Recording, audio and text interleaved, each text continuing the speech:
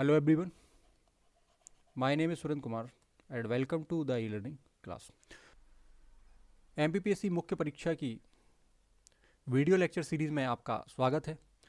दोस्तों, जैसा कि आपको ज्ञात है कि हम जीएस पेपर थर्ड का यूनिट नंबर 4 यहाँ पर डिस्कस कर रहे थे, जिसमें हम कंप्यूटर के बारे में डिस्कशन कर रहे थे और इसमें हम अपने ऑलरेडी 2 लेक्चर कंप्लीट कर चुके हैं। लेक्चर नंबर 1 में हमने ये जाना था कि कंप्यूटर क्या होता है और साथ ही साथ हमने इसका सिलेबस भी डिस्कस किया था और आगे किस तरह से पढ़ना है, इन सब पर हमने डिस्कशन यहाँ पर किया था। लेक्चर नंबर 2 में हमने स्टार्ट किया था कंप्यूटर का इतिहास और इसमें हमने सबसे पहले कंप्यूटर को देखा था कि भाई हम 3 भागों में इसको डिवाइड कर रहे हैं, जिसमें हमने डार्क एज को कंप्लीट कर लिया था। आज हमें मिडिल एज और मॉडर्न एज को कंप्लीट यहाँ पर करना है।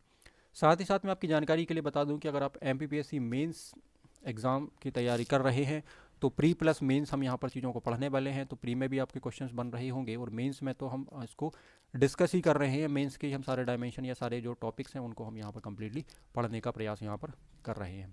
साथ ही साथ मैं ये भी आपको बता देता हूँ कि आप किसी भी स्टेट सर्विस एग्ज़ाम की तैयारी कर रहे हैं तो सभी तरह के स्टेट सर्विस एग्ज़ाम में अगर कंप्यूटर आपका आता है तो उसके लिए भी ये वीडियो आपके लिए हेल्पफुल होगा। साथ ही साथ और भी जो एग्ज़ाम है जिनमें हम अगर बात करें कि पुलिस है, पटवारी है, रेलवे है, SSC है, तो कंप्यूटर के क्वेश्चंस हर जगह आपके पूछे जाते हैं, तो ये वीडियो आपके लिए काफ़ी हेल्पफुल होगा। ठीक है, और इस वीडियो में मेरे द्वारा जो भी चीज़ें पढ़ाई जा रही हैं उसका PDF नोट्स आप फेसबुक पेज से जाके डाउनलोड कर सकते हैं या टेलीग्राम चैनल से आप डाउनलोड कर पा रहे होंगे। ठीक, पहली बार देख रहे हैं तो आप इसके प्रीवियस 2 वीडियो ज़रूर देखें और चैनल को सब्सक्राइब आप कर लें, जिससे क्या हो कि अपकमिंग जो भी वीडियोज़ हैं वो आप आसानी से देख पा रहे हों। चलिए दोस्तों स्टार्ट करते हैं।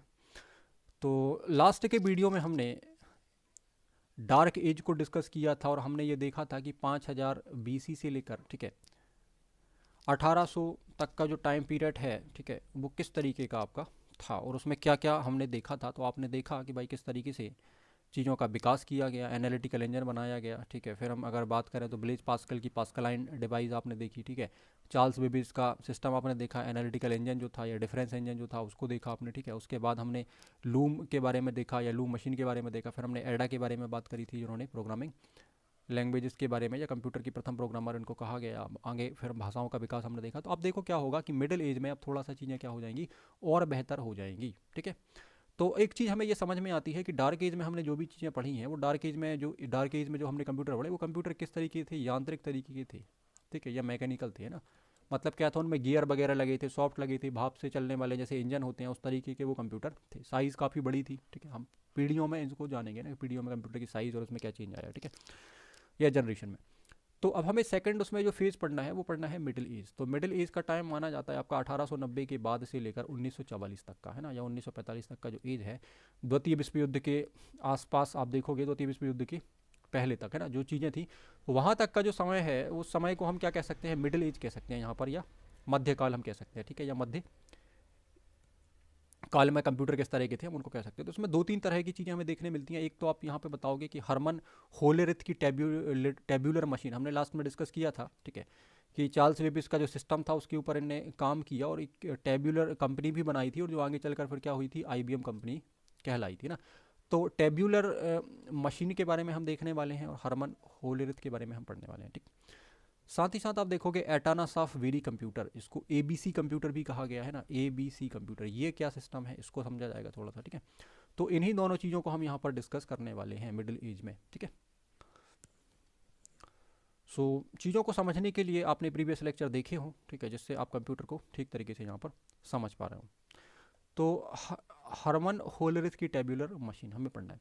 तो आप बताओगे कि कंप्यूटर के विकास में USA के वैज्ञानिक डॉक्टर हरमन होलेरिथ का महत्वपूर्ण योगदान रहा है। ठीक, 1880 के आसपास मैंने बताया था कि जनगणना विभाग में कार्यरत थे। ठीक है, और जनगणना विभाग में ये काम करते थे। इन्होंने क्या किया था कि इन्होंने दिमाग लगाया कि भाई हम लोगों की जनगणना कर रहे हैं तो हमें बहुत ज़्यादा समय लग रहा है, या 5 साल 7 साल में हम कंप्लीटली इसको कर पा रहे हैं या और ज़्यादा समय लग रहा है। ठीक है, तो इनने सोचा, देखो मैंने भी वही बात आपको स्टार्टिंग में बताई थी कि आवश्यकता किसी चीज़ की अगर आपको होगी तभी उस चीज़ का क्या होगा, फिर आविष्कार होगा। तो जब इनने देखा कि भाई जनगणना विभाग में जनगणना संबंधी कार्य को अगर हम मशीन से करेंगे या इस तरह की हम मशीन बनाकर अगर करेंगे तो हम चीज़ों को बहुत जल्दी कर पा रहे होंगे या कम समय में कर पा रहे होंगे ना। ठीक, तो इनने क्या किया कि एक ऐसी मशीन यहाँ पर डेवलप करी है, एक ऐसी मशीन को बनाया जिससे क्या हुआ कि जनगणना का जो काम था वो लगभग 3 वर्षों में ही कंप्लीट हो गया या पूरा हो गया। तो इस मशीन के उपयोग से इन्होंने इस कार्य को क्या कर दिया, संपन्न कर दिया या कंप्लीट कर दिया। जब ऐसा इनने किया तो ये चीज़ क्या हो गई, चर्चा में आ गई। अब ये कैसे किया होगा, तो इनने देखा होगा कि भाई इसके पहले कंप्यूटर का विकास जो था, या हम बात करें कि डार्क एज में जहाँ तक हम पहुँचे थे, चार्ल्स बेबेज, हम उसके बाद तक हम पहुँच गए थे, ठीक है। तो इनने देखा होगा कि भाई उस समय का कंसेप्ट क्या था, तो हमने देखा कि भाई उस समय का जो कंसेप्ट था वो काफ़ी बढ़िया था। मतलब इनपुट आउटपुट आपके पास आ गया था कि हाँ इनपुट भी हो रहा है चीज़ें, है ना, और आउटपुट भी आपको मिल रहा है। चीज़ें प्रोसेस करने के लिए हम क्या कर रहे हैं, पंच कार्ड का यूज़ करा रहे हैं, उसमें निर्देश वगैरह हम रख कर उसको क्या करा रहे हैं, स्वचालित हमने उसको बना दिया। तो इस तरह की चीज़ें इनने देखी होंगी। फिर इनने क्या किया कि होलरिथ की इस मशीन में पंच कार्ड का उपयोग किया जाता। मतलब आप क्या देख रहे हो कि लिंक यहाँ पर जुड़ी हुई है ना। चार्ल्स बेबेज ने क्या किया, जैकॉर्ड लूम की जो पंच कार्ड है उस कॉन्सेप्ट को उठाया, ठीक है, ठीक।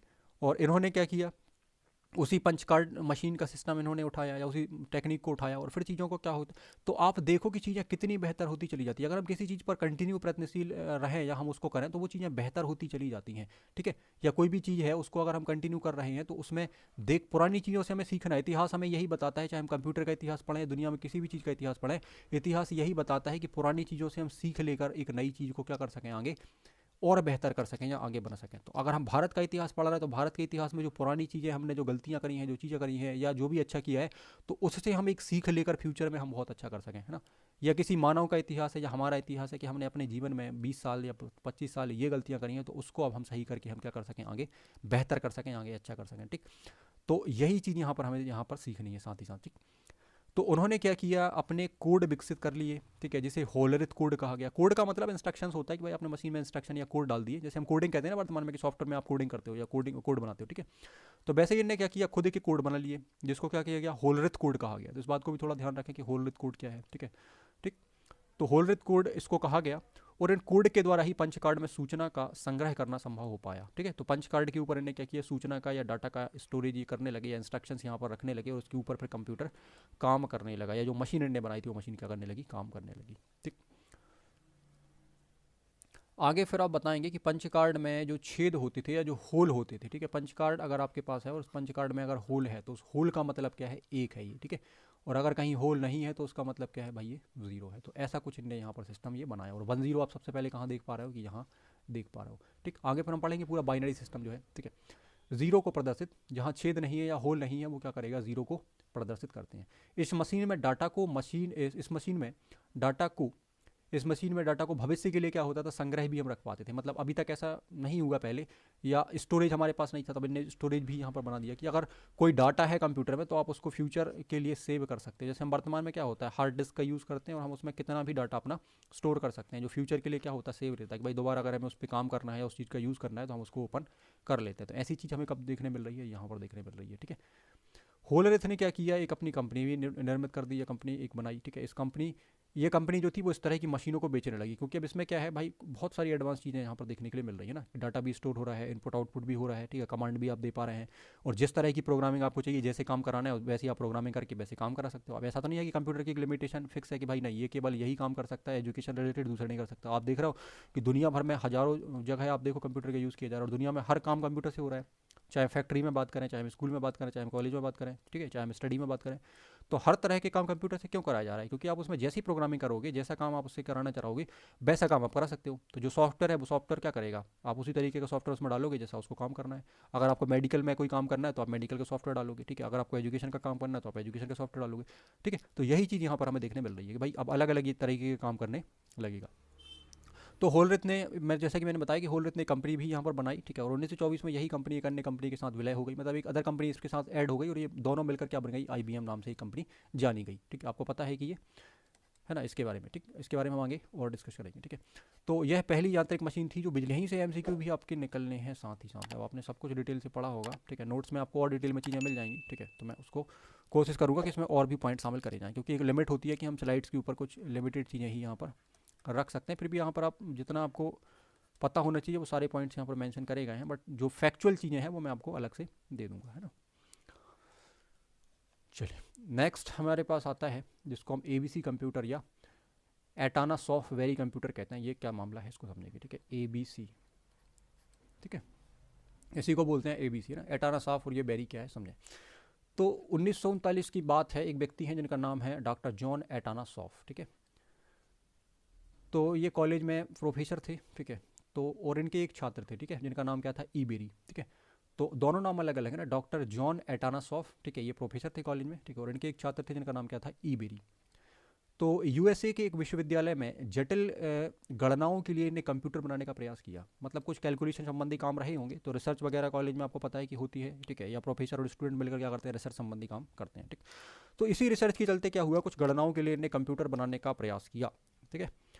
ये चीज़ कब सामने आई, 1939 में, ठीक है, मतलब 1940 के आसपास वाले फेज में, ठीक है। तो इनने क्या किया कि 1942 में इन्होंने एक कार्यशील मॉडल तैयार कर लिया, मतलब इनने एक काम करने वाला एक मॉडल तैयार कर दिया, ठीक है, जिसमें क्या हुआ, मुख्य तौर पर वैक्यूम ट्यूब उपकरण का उपयोग किया गया। जब हम पीढ़ियाँ पढ़ेंगे कंप्यूटर की जनरेशन, तब हम पढ़ेंगे कि भाई 1940 में किस तरीके से वैक्यूम ट्यूब आए, फिर ट्रांजिस्टर आए, फिर आईसीज आई, और ये सब कुछ है ना, तो अभी हम यहाँ उसको डिस्कस नहीं करना, ठीक है। तो इनने क्या किया, इसमें मुख्यतः वैक्यूम ट्यूब उपकरण का उपयोग किया, या इसका प्रयोग किया, ठीक। और यही जो है वो यह फिर एबीसी कंप्यूटर जो है वो बाइनरी नंबर सिस्टम पर आधारित था, मतलब 0 1 की सिस्टम कहाँ से आया, तो आपने देखा कि भाई हाँ, होलरिथ के टाइम पीरियड में, डॉक्टर हरमन होलरिथ के टाइम पीरियड में था ये बाइनरी सिस्टम 0 1 वाला, है ना, जिसमें इन्हें पंच कार्ड पर 0 उसको 1 से इंडिकेट किया, और जहाँ होल नहीं है उसको 0 से इंडिकेट किया, इस तरीके से बाइनरी सिस्टम बनाया। तो बाइनरी सिस्टम कहाँ कॉपी हो गया या कहाँ पर यूज़ हो गया, यहाँ हो गया, ठीक है। तो बाइनरी नंबर सिस्टम पर आधारित था, ठीक है। संग्रह इकाई मतलब स्टोरेज डिवाइस इसके अंदर आ गई, ठीक है। अंक गणितीय और लॉजिक मतलब एएलयू जिसको हम कह सकते हैं, तो ये वाली यूनिट्स इसके अंदर आ गई, ठीक है। इसकी मुख्य विशेषताएं थी, तो आप लिख सकते हो कि एटानस ऑफ वेरी कंप्यूटर जो है उसमें ये विशेषताएं थी, ठीक है। बाइनरी नंबर सिस्टम था, संग्रह इकाई थी, ठीक है, मतलब डेटा को स्टोर कर सकते थे, अंक गणित लॉजिक इकाई थी, ठीक है, इसकी मुख्य विशेषता थी, ठीक है। अर्थात एटानस ऑफ के प्रथम इलेक्ट्रॉनिक डिजिटल कंप्यूटर का आविष्कार किया गया, मतलब एटानस ऑफ जो थे इनके द्वारा ही पहले इलेक्ट्रॉनिक डिजिटल कंप्यूटर का आविष्कार किया गया, वो आप देख पा रहे हैं कि ये है वो, ठीक है, इस तरीके का ये था, ठीक है। तो ये चीज़ आपको ध्यान रखनी है, पहला इलेक्ट्रॉनिक डिजिटल कंप्यूटर का आविष्कार किस टाइम पीरियड में किया गया, तो आप बताओगे कि 1942 के आसपास, जिसको हम क्या कहते हैं, एटानस ऑफ वेरी कंप्यूटर या एबीसी कंप्यूटर जो था वो पहला इलेक्ट्रॉनिक डिजिटल कंप्यूटर माना जाता है। कुछ इस तरीके का आप देख सकते हैं इमेज इसका होगा, ठीक। फिर अब हम बात कर लेते हैं यहाँ पर मॉडर्न एज की, क्योंकि हमने 3 टाइप पीरियड में डिवाइस किया था, तो डार्क एज हम पढ़ चुके हैं, ठीक है, वीडियो नंबर 2 में, ठीक है, लेक्चर नंबर 2 में। फिर हमने उसके बाद लेक्चर नंबर 3 में हमने अभी कुछ टाइम पहले हमने क्या डिस्कस किया, तो मिडिल एज डिस्कस करी, जिसमें हमने 2 चीज़ों के बारे में बात करी, डॉक्टर हरमन होलरिथ के बारे में बात करी, ठीक है, और एबीसी कंप्यूटर के बारे में बात करी। तीसरा हमारे पास फेज यहाँ पर आ जाता है मॉडर्न युग या मॉडर्न कंप्यूटर, ठीक।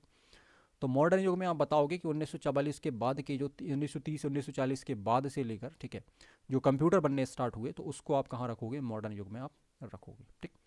और जब हम इसकी पीढ़ियाँ पढ़ेंगे, तो जो इसकी 5वीं पीढ़ी आएगी उसके अंदर हम जो वर्तमान के कंप्यूटर हैं या जो चीज़ें हैं उनके बारे में हम डिस्कशन वहाँ पर कर रहे होंगे। तो आप बताओगे कि मॉडर्न कंप्यूटर में कि इस युग में इलेक्ट्रॉनिक कंप्यूटर का विकास हुआ। इसके पहले वाले फेज में क्या देखा आपने कि भाई डार्क एज जो थी, उस डार्क एज में आपने क्या देखे, यांत्रिक देखे या मैकेनिकल कंप्यूटर देखे। फिर आपने देखा कि भाई जो मिडिल एज है उसमें आपके फिर क्या हुआ, इलेक्ट्रिकल कंप्यूटर देखे गए, बिजली से चलने वाले, है ना, ठीक। अब यहाँ भी आप देखोगे कि मॉडर्न युग जो है उसमें आप देखोगे कि इलेक्ट्रॉनिक कंप्यूटर का यहाँ पर विकास अब हो गया 30-40 के आसपास। अब अभी हमने वही देख के आ रहे हैं कि पहला कंप्यूटर था, ठीक। फिर आपने देखा कि भाई 30-40 के मध्य, ठीक है, बाजारों में इलेक्ट्रॉनिक कंप्यूटर जो है वो बाजारों में या मार्केट में आ गए। दूसरे विश्व युद्ध के दौरान क्या हुआ कि एयरपोर्ट डिज़ाइन, ठीक है, और मिलिट्री संबंधी जो कोड्स वगैरह हैं उनको तोड़ने के लिए इन कंप्यूटरों को काम में लिया गया। तो अब आवश्यकता यहाँ पर क्या थी, दूसरे विश्व युद्ध में, ठीक है, जो संघर्ष चल रहा था उस समय मिलिट्री के लिए ये काम में आए, उनका जो कोड वगैरह होता है उसको तोड़ने के लिए या उसको डिकोड करने के लिए इनको यूज़ में लिया गया। एयरपोर्ट का जो सिस्टम है, ठीक है, फ्लाइट्स वगैरह का, उसका प्लेन का या हेलीकॉप्टर का जो सिस्टम है, या एयरपोर्ट जो बनाया गया उस समय 2 विश्व युद्ध के समय, या जो एयरपोर्ट थे उन एयरपोर्ट्स को डिज़ाइन करने के लिए इसका यूज़ किया गया है ना। तो इन सब कामों में इसको यूज़ लिया गया, तो इसकी लोकप्रियता क्या हो गई, फिर धीरे धीरे बढ़ती चली गई कि हाँ भाई इन कंप्यूटर से इस तरह के काम। साथ ही साथ आप बताओगे कि 1936 में वैज्ञानिक ने मॉडल यांत्रिक कंप्यूटर, इन्हीं ने अपने नाम से Z1 नाम का एक कंप्यूटर यहाँ पर क्या किया, बनाया। इस कंप्यूटर में क्या था, जिसमें नंबर इनपुट करने के लिए कीबोर्ड का प्रयोग तथा बाइनरी सिस्टम का प्रयोग किया गया, ठीक। तो ये नाम आपको याद रखना है कि जर्मनी फिर क्या बना, Z1 नाम का एक कंप्यूटर का निर्माण किया गया, ठीक है, जिसमें नंबर इनपुट करने के लिए क्या होता था, कीबोर्ड, ठीक है, और साथ ही साथ क्या हो गया कि बाइनरी सिस्टम, इन दोनों का प्रयोग किया गया, ठीक। फिर आगे आपको बताना है कि Z1 जो था ये इसमें धीमे मैकेनिकल स्विचेस लगे थे, तो इसको रिप्लेस किया गया किससे, इलेक्ट्रिकल रिले से। इलेक्ट्रिकल रिले से इसको रिप्लेस किया गया, बदला गया, और क्या बना दिया, Z2 कंप्यूटर बना दिया, ठीक है, या Z2 कंप्यूटर जिसको हम कहेंगे। और ये तो उससे भी क्या होगा, फास्ट तरीके से काम कर रहा होगा। बाद में फिर वैज्ञानिक जूजे ने क्या किया, Z3 और Z4 का निर्माण किया। तो इस तरीके से Z सीरीज़ में आप बताओगे कि Z1, Z2, Z3 और Z4 4 कंप्यूटर यहाँ पर देखने के लिए मिल रहे हैं 1940 के पीरियड में आपको, ठीक है, जिसको हम मॉडर्न युग यहाँ पर कह रहे हैं। फिर एक मार्क 1 की सीरीज़ आपके पास आती है जिसमें आप बताओगे कि 1944 में एक प्रोफेसर थे जिनका नाम क्या था, एनियक, ठीक है, ENIAC। ये भी एग्जाम में कई बार इसका फुल फॉर्म पूछा गया है और कई बार इसके बारे में पूछा गया है ना कि प्रथम इलेक्ट्रॉनिक कंप्यूटर बताओ कौन सा है, तो आप क्या बताओगे, ENIAC, ठीक है, ENIAC, एनियक, ठीक, electronic numerical integrator and calculator इसका फुल फॉर्म होता है, ठीक है, ठीक। तो एनियक ने IBM कंपनी के साथ मिलकर पहला इलेक्ट्रॉनिक कंप्यूटर बनाया, ठीक है, जो एडा के द्वारा विकसित निर्देशों पर कार्य करता था। इनने क्या किया, लैंग्वेजेस को विकसित किया या कमांड्स को विकसित किया, ठीक है, या प्रोग्रामिंग करी, तो उस पर आधारित या उस पर बेस्ड कंप्यूटर बनाया गया था और ये पहला इलेक्ट्रॉनिक कंप्यूटर माना गया जो 1944 के आसपास आपका बना था, ठीक। मार्क 1 जो था इसमें दो 20 डिजिट की संख्याओं को, मतलब दो 20 डिजिट की संख्याओं को 5 सेकंड में गुणा किया जा सकता था। मतलब 20 डिजिट की जो संख्याएं थी ना, 20 अंकों की जो संख्या थी, ऐसी दो संख्याओं को मल्टीप्लाई अगर आप करोगे ना तो आपको 5 सेकंड का समय लगने वाला है। इतना फास्ट इसको बना लिया गया था, ठीक। हालांकि अगर हम बात करें,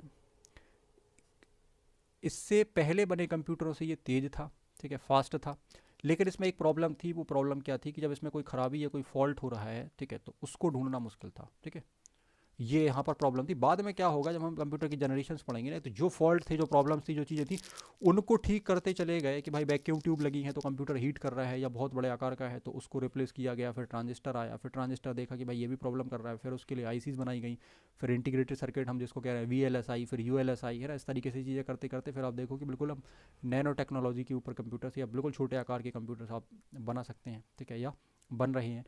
तो जब हम पीढ़ियाँ पढ़ेंगे तो पीढ़ियों में हम देखेंगे कि तकनीक में किस तरीके का चेंज आया। अभी तो हमने इतिहास देखा कि कंप्यूटर का क्या इतिहास है। 1940 तक के टाइम पीरियड का अगर हम बात करें, या 1945 या 1950 तक के टाइम पीरियड की बात करें, तो कंप्यूटर का विकास हमने यहाँ पर डिस्कस किया कि कंप्यूटर का विकास किस तरीके से या डेवलपमेंट यहाँ पर चल रहा है, किस तरीके से कंप्यूटर का यहाँ पर विकास हो रहा है।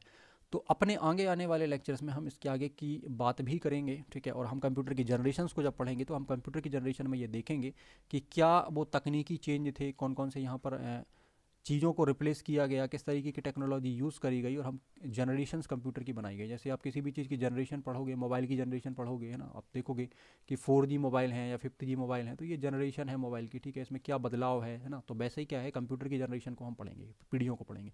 तो कंप्यूटर की जनरेशन आपके कोर्स में भी है या आपके सिलेबस में भी है ना। उससे सवाल जाहिर सी बात है कि बन सकते हैं। हो सकता है 11 नंबर में आपसे कंप्यूटर की सारी जनरेशन के बारे में पूछ लिया जाए, या जनरेशन के अंदर कुछ पॉइंट्स जैसे ट्रांजिस्टर है इसके ऊपर आपको लिखने के लिए आ जाए, वैक्यूम ट्यूब किस जनरेशन में यूज़ होता था। और MCQ क्वेश्चन तो यहाँ से बन सकते हैं काफ़ी सारे आपके ना, जिसमें आपसे पूछा जा सकता है कि भाई ठीक है, इस जनरेशन में किस तरीके की चीज़ें यूज़ होती थी या इनमें कौन से डिवाइसेज यूज़ होते थे, उनके नाम आपको पता यहाँ पर होने चाहिए, ठीक है ना। कि मेंस में आपको डिस्क्रिप्टिव आंसर लिखना है तो चीज़ों की जानकारी या चीज़ों का नॉलेज आपको प्रॉपर तरीके से होना आवश्यक है, ठीक। सो उम्मीद है कि इस लेक्चर में जो भी चीज़ें आपको बताई गई हैं वो सारी चीज़ें आपको क्लियर हो रही होंगी। अगर किसी तरीके का कोई डाउट है या कोई प्रॉब्लम है, ठीक है, तो आप उसके लिए मैसेज कर सकते हैं या हमसे कांटेक्ट कर सकते हैं। जो लिंक्स आपको प्रोवाइड करी गई हैं, चाहे तो आप फेसबुक के माध्यम से जुड़ सकते हैं या आप टेलीग्राम के माध्यम से जुड़ सकते हैं अभी, ठीक है।